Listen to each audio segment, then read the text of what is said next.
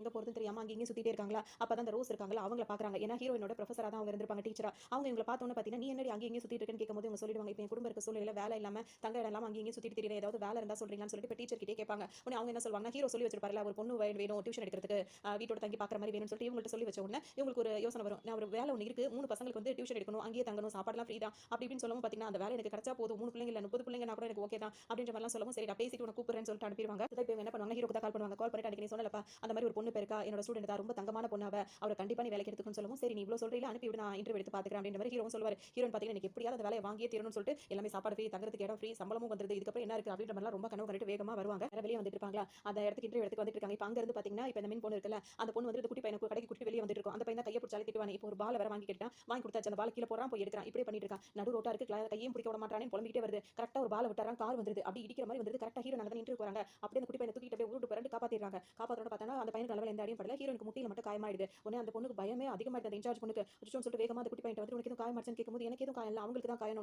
உடனே அவங்களுக்கு வந்து ரொம்ப தேங்க்ஸ் சொல்லுவாங்க.